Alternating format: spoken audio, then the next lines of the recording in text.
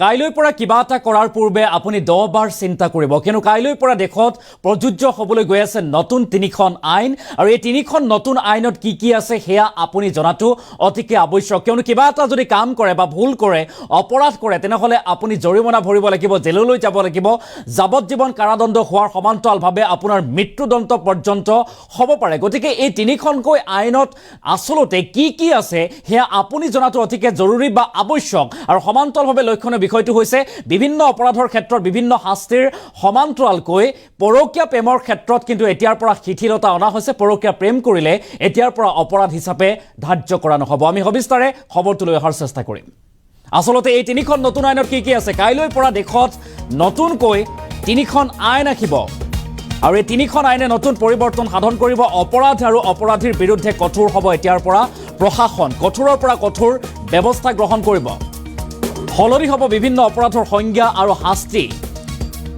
বিভিন্ন সংজ্ঞা অপৰাধৰ সংজ্ঞা আৰু শাস্তিৰ হাল হলনি হ'ব মহিলা আৰু শিশুৰ বিৰুদ্ধে অপৰাধৰ বাবে কঠোৰ শাস্তিৰ ব্যৱস্থা কৰা হৈছে নাবালিকাক ধৰ্ষণৰ গোচৰত হ'ব যাৱজ্জীৱন কাৰাদণ্ডৰ লগতে হ'ব পাৰে মৃত্যুদণ্ড পৰ্যন্ত ধৰ্ষণ কৰিলে মৃত্যুদণ্ড পৰ্যন্ত হ'ব পাৰে বিবাহৰ প্ৰলোভনেৰে শাৰীৰিক সম্পৰ্ক গঢ়িলে 10 বছৰৰ কাৰাদণ্ড হ'ব গণপ্ৰহাৰত মৃত্যু হলে হ'ব 7 বছৰৰ কাৰাদণ্ড আপুনি জনাটো আৱশ্যক এটা ডাঙৰ খবৰ জনোৱাৰ চেষ্টা কৰিছো ভাৰতীয় ন্যায় সংহিতাত সংজ্ঞা দিয়া হৈছে সংঘবদ্ধ অপৰাধৰো আৰু সংঘবদ্ধ অপৰাধত ধৰা হৈছে ডকাইতি অপহৰণ ধন দাবী সুপাৰী কিলিং ইত্যাদি আৰু এনে অপৰাধত হ'ব যাৱজ্জীৱন কাৰাদণ্ড অথবা আজীৱন কাৰাবাস খাটিবলগীয়া হ'ব পাৰে প্ৰথমবাৰৰ বাবে নিৰূপণ কৰা হৈছে সন্ত্ৰাসবাদৰ সংজ্ঞাও এই তিনিখনকৈ নতুন আইনত সন্ত্ৰাসবাদৰ সংজ্ঞাও নিৰূপণ কৰা হৈছে সন্ত্ৰাসবাদী কাৰ্যত জড়িত হলে হ'ব মৃত্যুদণ্ড পৰ্যন্ত শাস্তি আৰু ৰাজদ্ৰোহৰ সংজ্ঞাও দিয়া হৈছে নতুন আইনত ৰাজদ্ৰোহ বা ৰাষ্ট্ৰদ্ৰোহৰ সংজ্ঞা এতিয়া দিয়া হৈছে নতুন আইনত এটা ডাঙৰ খবৰ এই মুহূৰ্তত 5,000 টকাতকৈ কম মূল্যৰ সামগ্ৰী চুৰি কৰিলে হ'ব ৰাজহুৱা শ্ৰমদানৰ শাস্তি হ'ব বহিৰাষ্ট্ৰৰ পৰা অপৰাধ কৰিলেও শাস্তিৰ ব্যৱস্থা আছে এই বিশেষ আইনত তিনিখনকৈ বিশেষ আইন সুৰাপান কৰি মাতলামি কৰিলে হ'ব 1000 টকাৰ জৰিমনা সুৰাপান কৰি সুৰাৰ আগত মাতলামি কৰিলে 1000 টকাৰ জৰিমনা আৰু এই আইনত বাতিল কৰা হল কেইবাটাও অপৰাধ বাতিল কৰাও পৰিলক্ষিত হৈছে পৰকীয়া প্ৰেমক গণ্য কৰা নহব এতিয়াৰ পৰা অপৰাধ ৰূপে এতিয়াৰ পৰা পৰকীয়া প্ৰেম অপৰাধ নহয় অপৰাধীৰ বিদেশত থাকিলেও চলিব বিচাৰ যদি অপৰাধী বিদেশত থাকে তেনেহলে অপৰাধীৰ বিৰুদ্ধে বিচাৰ চলিব প্ৰয়োজন হলে ভিডিঅ' কনফাৰেন্সতো চলিব শুনানি ভিডিঅ' কনফাৰেন্সৰ জৰিয়তেও শুনানি চলিব বুলি উল্লেখ কৰিছে আৰু থানালৈ নহাকৈ অনলাইনতে এতিয়াৰ পৰা দিব পাৰিব এজাহাৰ কোনো লোকে কোনো গুচৰীয়াই থানালৈ আহিব নালাগে এজাহাৰ দিব পাৰিব অনলাইনতে সময় সাপেক্ষে তদন্ত আৰু বিচাৰৰ ওপৰতো গুৰুত্ব আৰোপ কৰা হ'ব ধৰ্ষণ নাৰী সৰবৰাহত জড়িত নেতাৰ বিৰুদ্ধে গোচৰৰ বাবে নালাগে কোনো অনুমতি গোচৰ তৰিবলৈ কোনো অনুমতি লোৱাৰ প্ৰয়োজন নাই আৰু আইন কেইখনত আছে যথেষ্ট সুৰুঙা কেইবাটাও সুৰুঙাও আছে বুলি জানিব পৰা গৈছে য'ত উল্লেখ কৰা সুৰুঙা অনুসৰি আইন কেইখনে ব্যাপক মানৱাধিকাৰ উলংঘন কৰাৰ আশংকা ব্যক্ত কৰা হৈছে আৰু এই আইন তিনিখন বিগত 21 ডিসেম্বৰত সংসদত গৃহীত হৈছিল 21 ডিসেম্বৰত যেহেতু সংসদত গৃহীত হৈছিল 25 ডিসেম্বৰত ৰাষ্ট্ৰপতি দ্ৰৌপদী মুৰ্মুৱে আইন কেইখনক অনুমতি দিছিল আইন কেইখনত অনুমতি প্ৰদান কৰিছিল আৰু কেইখন আইন 1 জুলাইৰ পৰা কাৰ্যকৰী হ'ব আমি পুনৰ ফুল প্লেট মাধ্যমৰ জৰিয়তে পুনৰ জনাবলৈ চেষ্টা কৰিম কাইলৈ পৰা দেখত তিনিখন নতুন আইনে আনিব বিশেষ পৰিৱৰ্তন আনিবলৈ গৈ আছে দেশৰ আইনী ব্যৱস্থাত অপৰাধ আৰু অপৰাধীৰ বিৰুদ্ধে কঠোৰৰ পৰা কঠোৰ ব্যৱস্থা গ্ৰহণ কৰিব এতিয়াৰ পৰা প্ৰশাসনে এই নতুন বিশেষ তিনিখন আইনৰ দ্বাৰা আৰু হলনি হ'ব বিভিন্ন অপৰাধৰ সংজ্ঞা আৰু শাস্তিৰ আৰু সংজ্ঞা এতিয়া অপৰাধৰ শাস্তি আৰু সংজ্ঞা হলনি হ'ব বুলি জানিব পৰা গৈছে পুনৰবাৰ আমি ফুল প্লেট মাধ্যমৰ জৰিয়তে জনাবলৈ চেষ্টা কৰিম আপুনি জনাটো দৰকাৰ এই যে তিনিখনকৈ নতুন আইন আহিছে এই তিনিখন নতুন আইনত আসলতে কি আছে আপুনি কোনটো কাম কৰিব কোনটো নকৰিব এই সন্দৰ্ভত আপুনি অতিকে জনাটো অতিকে প্ৰয়োজনীয় আৰু ভুলতো কিছুমান কাম নকৰিব যিয়ে আপোনাৰ জীৱন ধ্বংস কৰি দিব পাৰে গতিকে হলনি হ'ব বিভিন্ন অপৰাধৰ সংজ্ঞা আৰু শাস্তি আগতে যি আইপিসি আছিল সিআৰপিসি আছিল হেয়া এতিয়াৰ পৰা বিলুপ্ত হ'ব তাৰ ঠাইত এই নতুন আইন আহিছে মহিলা আৰু শিশুৰ বিৰুদ্ধে অপৰাধৰ বাবে কঠোৰ শাস্তিৰ ব্যৱস্থা কৰা হৈছে কঠোৰ শাস্তি ব্যৱস্থা কৰা হৈছে মহিলা আৰু শিশুৰ অপৰাধৰ বাবে নাবালিকা ধৰ্ষণৰ গোচৰত হ'ব যাৱজ্জীৱন কাৰাদণ্ড লগতে হ'ব পাৰে মৃত্যুদণ্ড পৰ্যন্ত আৰু বিবাহৰ প্ৰলোভনেৰে শাৰীৰিক সম্পৰ্ক গঢ়িলে 10 বছৰৰ কাৰাদণ্ড হ'ব। লাভ জিহাদৰ যি গোচৰ চলি থাকে, খবৰ আহে, সেয়াৰ বিৰুদ্ধে এতিয়া ব্যৱস্থা লোৱা হ'ব। গণপ্ৰহাৰত মৃত্যু হ'লে 7 বছৰ কাৰাদণ্ড। ভাৰতীয় ন্যায় সংহিতাত সংজ্ঞা দিয়া হৈছে সংঘবদ্ধ অপৰাধৰো সংজ্ঞা প্ৰদান কৰা হৈছে। সংঘবদ্ধ অপৰাধত ধৰা হৈছে ডকাইতি, অপহৰণ, ধন দাবী, চুপাৰী কিলিং ইত্যাদি। আৰু এনে অপৰাধত হ'ব যাৱজ্জীৱন কাৰাদণ্ড অথবা আজীৱন কাৰাবাস খাটিবলগীয়া হ'ব পাৰে। প্ৰথমবাৰৰ বাবে নিৰূপণ কৰা হৈছে সন্ত্ৰাসবাদৰ সংজ্ঞাও প্ৰথমবাৰৰ বাবে নিৰূপণ কৰা হৈছে নতুন আইনত। আৰু সন্ত্ৰাসবাদী কাৰ্যত জড়িত হ'লে হ'ব মৃত্যুদণ্ড পৰ্যন্ত শাস্তি হ'ব পাৰে। ৰাজদ্ৰোহৰ সংজ্ঞা দিয়া হৈছে নতুন আইনত। ৰাজদ্ৰোহ কৰিলে অপৰাধ হিচাপে গণ্য কৰা হ'ব। আৰু 5,000 টকাতকৈ কম মূল্যৰ সামগ্ৰী চুৰি কৰিলে হ'ব ৰাজহুৱা শ্ৰমদানৰ শাস্তি। বহিৰাষ্ট্ৰৰ পৰা অপৰাধ কৰিলেও শাস্তিৰ ব্যৱস্থা আছে আইনখনত। আৰু সুৰাপান কৰি মাতলামি কৰিলে 1000 টকাৰ জৰিমনা। সুৰাৰ আগেত যদি মাতলামি কৰে, অভদ্ৰামি কৰে, অটপালি কৰে, তেনেহ'লে 1000 টকাৰ জৰিমনা ভৰিব লাগিব। আৰু এই আইনত বাতিল কৰা হৈছে কেইটা অপৰাধ এই আইনৰ দ্বাৰা বাতিল কৰা পৰিলক্ষিত হৈছে। পৰকীয়া প্ৰেমক গণ্য কৰা নহ'ব এতিয়াৰ পৰা অপৰাধ ৰূপে। আৰু অপৰাধী বিদেশত থাকিলেও চলিব বিচাৰ। যদি অপৰাধী বিদেশত থাকে তেতিয়াও চলিব। অনলাইন কনফাৰেন্সৰ জৰিয়তেও চলিব বিচাৰ। আৰু প্ৰয়োজন হ'লে ভিডিঅ' কনফাৰেন্সতো চলিব শুনানি। আদালতে শুনানি প্ৰদান কৰিব ভিডিঅ' কনফাৰেন্সৰ জৰিয়তে। আৰু থানালৈ নহাকৈ অনলাইনতো দিব পাৰিব এজাহাৰ। আৰু সময় সাপেক্ষে তদন্ত আৰু বিচাৰৰ ওপৰতো গুৰুত্ব আৰোপ কৰা হ'ব। এটা ডাঙৰ খবৰ জনোৱাৰ চেষ্টা কৰিছোঁ। আমি কিছু দৃশ্যাংশ দেখুওৱাৰ চেষ্টা কৰিম যে কেনেদৰে এতিয়া এই সন্দৰ্ভত এই নতুন 3খন আইন অনা হৈছে। এই নতুন 3খন আইনে কেনেধৰণৰ পৰিৱৰ্তন সাধন কৰিব দেশৰ আইনী ব্যৱস্থাত, সেয়া হ'ব লক্ষণীয়। পুনৰবাৰলৈ কৰিছোঁ এটা ডাঙৰ খবৰ। সন্ত্ৰাসবাদী কাৰ্যতো জড়িত হ'লে এতিয়াৰ পৰা মৃত্যুদণ্ড পৰ্যন্ত হ'ব পাৰে। ৰাজদ্ৰোহৰো সংজ্ঞা দিয়া হৈছে নতুন আইনত। আৰু সন্ত্ৰাসবাদী কাৰ্যত জড়িত হ'লে এনেদৰে এতিয়া কঠোৰৰ পৰা কঠোৰ শাস্তি বিহা হ'ব। আৰু এই নিয়ম প্ৰযোজ্য কৰা হ'ব নতুনকৈ 1 জুলাইৰ পৰা। কাইলৈৰ পৰা দেশত প্ৰযোজ্য হ'বলৈ গৈ আছে এই 3খনকৈ নতুন আইন। আৰু এই আইনৰ অধীনত এতিয়াৰ পৰা অপৰাধীৰ বিৰুদ্ধে কঠোৰৰ পৰা কঠোৰ ব্যৱস্থা গ্ৰহণ কৰিব প্ৰশাসনে। শাস্তি দিয়া হ'ব, জেল যাব লাগিব, যাৱজ্জীৱন কাৰাদণ্ড, জৰিমনা ভৰিব লাগিব, মৃত্যুদণ্ড পৰ্যন্ত হ'ব পাৰে। আৰু সমান্তৰালভাৱে কেইটা ধাৰাত বা অপৰাধত শিথিলতাও অনা পৰিলক্ষিত হৈছে। এতিয়াৰ পৰা পৰকীয়া প্ৰেম আছে সেয়া অপৰাধ হিচাপে গণ্য কৰা নহ'ব বুলি জানিবলৈ দিছে। এটা ডাঙৰ খবৰ জনোৱাৰ চেষ্টা কৰিছোঁ। নাবালিকা ধৰ্ষণৰ গোচৰত মৃত্যুদণ্ড পৰ্যন্ত হ'ব পাৰে। আৰু গণপ্ৰহাৰত কোনো লোকৰ যদি মৃত্যু হয় তেনেহ'লে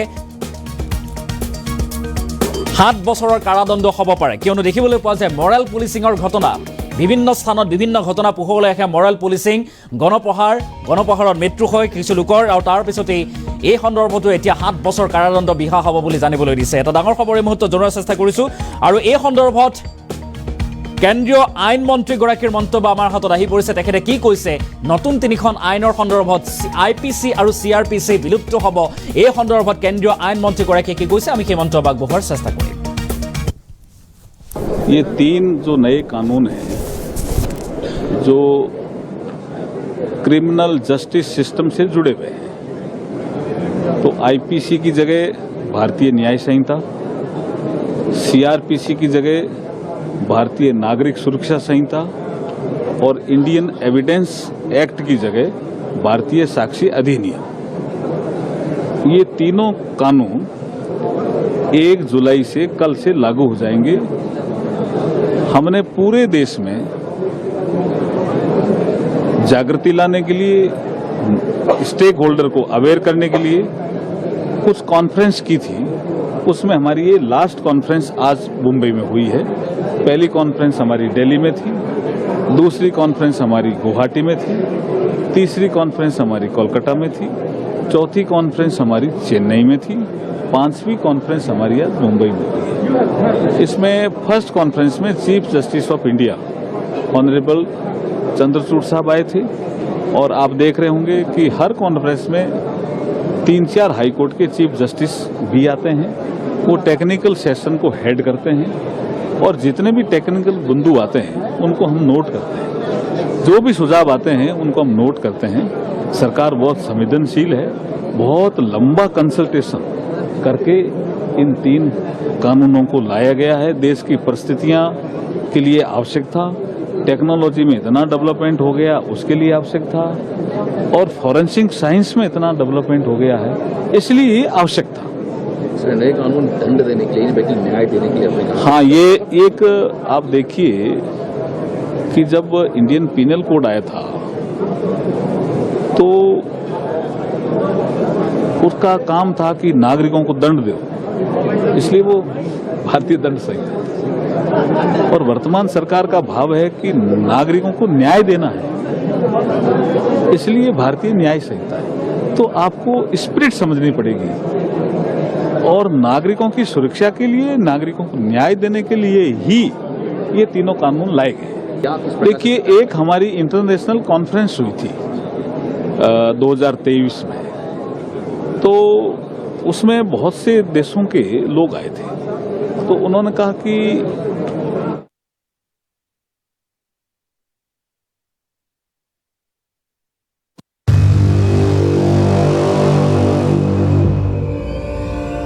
অতীত হল IPC CRPC ইণ্ডিয়ান এভিডেন্স এক্টটো নাথাকিব কাইলৈৰ পৰা আহি আছে 3খন নতুন আইন ব্ৰিটিছ আমুলৰ ইণ্ডিয়ান পেনেল কোড ক্ৰিমিনেল প্ৰচিডৰ কোড আৰু ইণ্ডিয়ান এভিডেন্স এক্ট কাইলৈৰ পৰা প্ৰযোজ্য নহ'ব কাৰণ নৰেন্দ্ৰ মোদী চৰকাৰে এই 3খন আইনৰ পৰিৱৰ্তে আনি আছে আন 3খন আইন IPCৰ স্থান ল'ব ভাৰতীয় ন্যায় সংহিতাই CRPCৰ স্থান ল'ব ভাৰতীয় নাগৰিক সুৰক্ষা সংহিতাই ইণ্ডিয়ান এভিডেন্স এক্টৰ স্থানত প্ৰযোজ্য হ'ব ভাৰতীয় সাক্ষ্য আইন जब इंडियन पीनल कोड आया था तो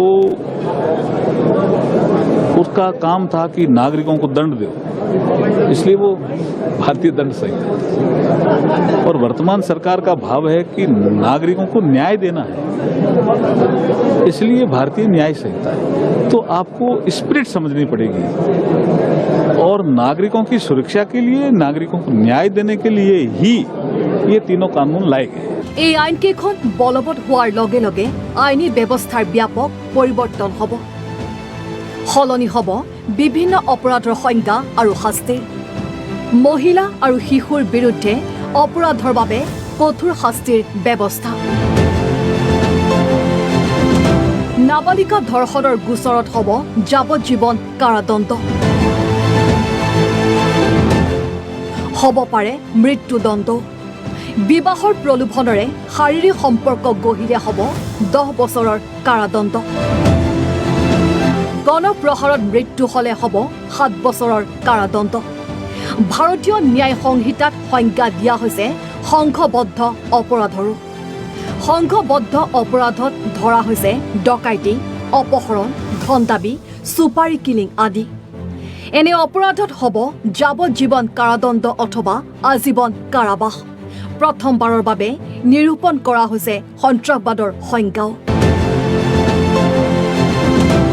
সন্ত্ৰাসবাদী কাৰ্যত জড়িত হলে হ'ব মৃত্যুদণ্ড পৰ্যন্ত শাস্তি ৰাজদ্ৰোহৰো সংজ্ঞা দিয়া হৈছে নতুন আইনত ৫,০০০ টকাতকৈ কম মূল্যৰ সামগ্ৰী চুৰি হলে হ'ব ৰাজহুৱা শ্ৰমদানৰ শাস্তি বহিৰাষ্ট্ৰৰ পৰা অপৰাধ কৰিলেও শাস্তিৰ ব্যৱস্থা আছে আইনখনত সুৰাপান কৰি মাতলামি কৰিলে হ'ব ১,০০০ টকাৰ জৰিমনা এই আইনত বাতিল কৰা হ'ল কেইবাটাও অপৰাধ পৰকীয়া প্ৰেমক গণ্য কৰা নহ'ব অপৰাধ ৰূপে অপৰাধী বিদেশত থাকিলেও চলিব বিচাৰ প্ৰয়োজন হলে ভিডিঅ' কনফাৰেন্সতো চলিব শুনানি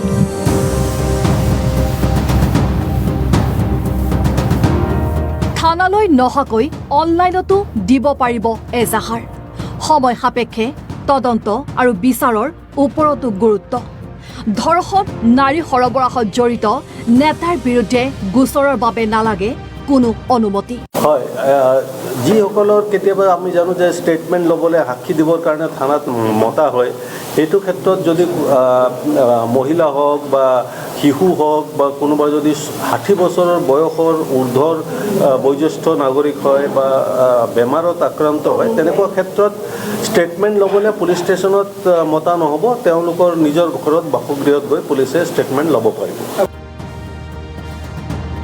আইন কেইখনত আছে যথেষ্ট সুৰুঙা। আইন কেইখনে ব্যাপক মানৱাধিকাৰ উলংঘন কৰাৰ আশংকা।